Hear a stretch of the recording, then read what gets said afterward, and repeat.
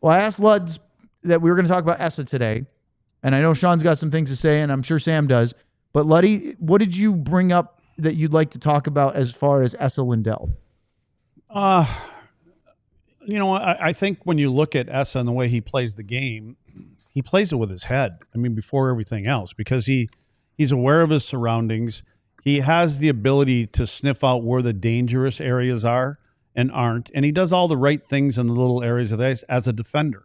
I think he also knows, and we got some still shots that we're going to show on this, and this one here, this puck kind of moved behind the net, and you know how many players, defensemen, and this specific time would probably follow that puck behind the net, but Esa takes the right route. He doesn't go behind, he goes above it. Next thing you know, he's right in front, taking stick lanes away, but he gets right back into the action. You're more effective in front of the net than you are behind the net, where we find too many defensemen too many times. And these things here, his head is always on a swivel. He's looking to his left, to his right. He's trying to find out where the dangerous people are, where the shots are, where the tip can come from. And the other thing he doesn't do, he's very good at staying loose in front of the net. He doesn't get tied up with people when he's killing a penalty, especially because he has to be able to react. Here he's in front of the net, and then he takes a look over to his left. He knows that there's somebody over here, so he can be in a position. Now, this is a guy that you're not going to get in and battle with, because all you're going to do is push him inside into the crease in front of Jake. So now he's playing basically off the shot here, and at the right moment, when a shot is going to come to the net, he's in a position to where he can move him, or he can react to if it goes rebound one way, rebound the other way. And again, it's just the little things, his reads. And I like what they do in this one here. He was coming back, and he sends a message to the Washington Capitals that he's going behind the net. He gets the flow to come to his right, and it's just a little chip back to his partner. And this one here, get it, put it right up the wall, and it's cleared and down another 15, 20 seconds. Now, this isn't being able to anticipate and read. He can look. He's only got one place to go with this puck. His coverage is with a forward. Now he starts to creep in a little bit. And he creeps in, takes time and space away. Next thing you know, he picks the puck off, and down it goes again. Again, playing the game with his head and his vision, taking that time and space away. Now, the other little things that he does is he's got sticks, always stick on puck. And you can see the long reach. This is one of the things that Bichel is going to have to continue to learn. His stick will get there. Esa's stick will get to that player a second ahead of time. Bichel's stick will get there 2 to 3 seconds ahead of time, just because of his reach. And then what he does is he keeps him on the exterior of the ring. Again, stick on the ice, it's in a passing lane right now. So you can't squeeze that pass through that box. If you try to, it's going to be a deflected puck. And in front of the net, he just plays loose. Right at the last second, as there's a shot coming, now you come and you lift the stick up. You can see, it's hard to tell on this look, but the stick is coming underneath. You're not going over the top. You go over the top, the guy's stick is still on the ice. He still has an opportunity to tip the puck. But what Esa does here, he waits till the right moment, and you don't sell it too early. That was the thing we said with Joe Pavelski, is when guys wanted to sell it too early on Joe, he could kind of move away. Can't find the button, Kenny. He's got a lot of buttons. He would move away. Pages of crap. The chat has been waiting for that. But what Esa does is he doesn't let the other players know that I'm here and I'm going to lift your stick up. He doesn't sell it too soon. He reacts right off of the shot. Next thing you know, it's a puck that gets to the goaltender, but it's not getting deflected. So it's just a simple game. Last night he jumped in offensively because he read the situation. There was another clip on here we didn't put on here. There's a face-off, and it's right at their own dot just outside the Stars blue line. He's not even in the picture. They win the draw, and Esa's not even in the picture. He's already cheating back because he's going to be the first guy to go grab the puck. Just those little tiny, the little characteristics that he does, that's what allows him to play 8 minutes on a penalty kill, because he doesn't exert a lot of useless energy chasing people. There was a play last night on one of the Stars goals where their top guy went down and back 3 different times, and on his way back on the 4th time, he can't get there in time. So he knows the dangerous areas of the ice, and he knows when and where to get there. There was an interesting comment that we'll get to in just a second from Esa about the couple of shifts where he was out for 3 minutes or so, and we'll hear from him. But Sean, you heard Jake say in that clip we played that he makes me look so much better. When you have, as Luddy just really laid this out beautifully, somebody that not only you can rely on, but is pretty consistent with what he does. You are predictable as a teammate. How does that make a goaltender's job better? No, I mean, it makes life 100% easier. Not 100%, but it's something where it allows. I think the big thing that. Why am I supposed? Why do we keep The seeing quote's these still up comments there. on my wall? I didn't X out of it yet. Give me a break. I had to put up 90 screenshots from Luds. Something's fallen to the wayside. Wait Sorry. a second. Fair. I didn't want any part of them screenshots. What You a guys sent me a game. message at 10 o'clock to come up with some. And No, then that you was had to Owen. pay the So- price putting them All right, together, Sean's got a Owen. take to give. Luds. Jeez.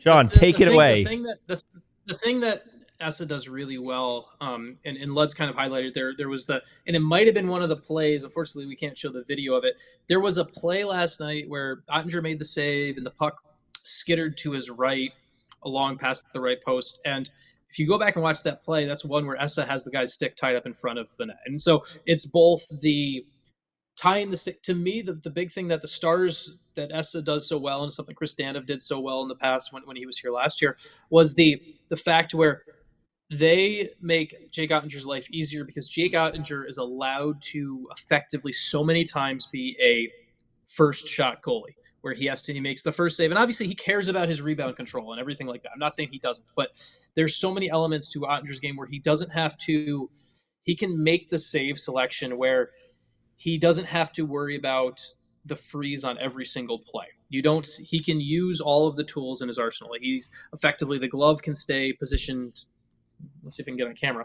The glove can stay positioned here, and you don't have to worry about reaching across your body like a shortstop to freeze everything, because you're worried about covering things up and everything. You can make the saves with the pads. You can make the saves with the stick and try to spike rebounds to the corner. And when those don't happen, you're not going to be punished every single time because of how well Lindell has been tying guys up in front of the net and making it so the goalie either has time to get that cover or can clear it out. So that's the other thing. The other thing that's just funny for me to watch, and I know this is going to set Luds off, and we don't have enough time with 6 minutes left in the show to say this, is isn't it amazing how all of these clips of how effective this works so well, when what do you effectively play when you're on the penalty kill in the defensive zone? You play zone.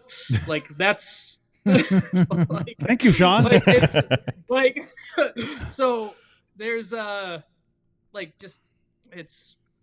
Yeah, I agree, Sean. That's all you got to do is shake your head. I do it about 5-6 times a period. But the other thing I would think from a goalie standpoint, with a guy like Esa, I don't know how much goaltenders are. I know they're always concentrated on where they're going to leave rebounds or where they're not going to leave rebounds. You don't have to worry so much with him, because you know he's going to take the right area and he's going to give you the right shot. He knows when to get into a shot lane and maybe have that player pass it off versus going, nope, this is a shot for you. I'd said this before. I watch goaltenders, and say the puck carrier is coming down the right-hand side of Otter, and it's a 2-on-1. I watch goaltenders, and in that sense, I would watch his right leg. When I see his right leg start to bend and it gets on the post, he kind of leans a little bit, it tells me he doesn't really trust the defenseman. I don't know if that's true or not, that he doesn't trust that he's going to leave that puck and leave me that shot, especially after top of the circle to the hash mark area. I think a goalie should know that it's not going to go across what they call the Royal Road. It's not going there. And it stays out there, and that allows him to come out and cut the angle down. And then I don't drift away from the net. I stay there if there's a rebound.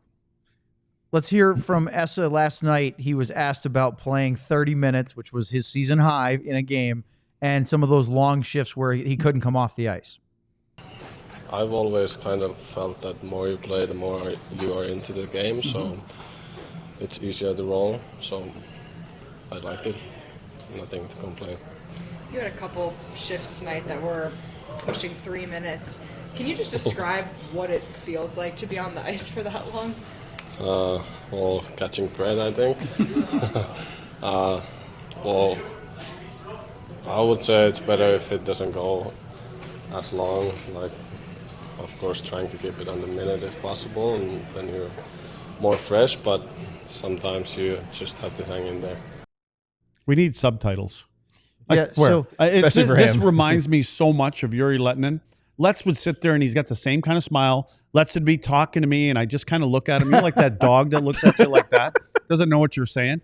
I'd say, Let's, just speak to me in Finnish. I can probably figure out more of what you're saying. Well, if you didn't hear it all the way through, one of the things he said was, I should probably, the goal is to try to keep the shift length under a minute. And he kind of chuckled when they mentioned the 3 minutes. But he also opened that with, I played a lot. I like when I play more. I feel like I'm more in the game. I feel the game more. Every player will tell you that. Yeah. Not 3 minutes worth. But Yes. if you watched if that particular shift, if you watched him, I don't know if his heart rate got up to 70. He just knows how to manage the game and where to be on the ice. He's never on the exterior of the rink where he's got to chase back to the dangerous area in the middle of the ice. Like a guy like Bischel, we keep talking about him. He needs to be watching video of how Esa Lindell plays the game. Yeah, I asked Pete today. Go ahead, Sean. I was going to say, no, let Sam jump in.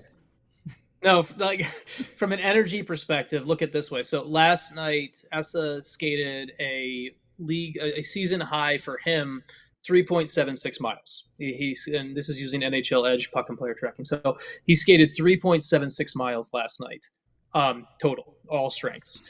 On the penalty kill, it was 0.87. So you think about just like those 8 minutes where he's covering the least amount of distance, and people talk about handling those 3-minute shifts.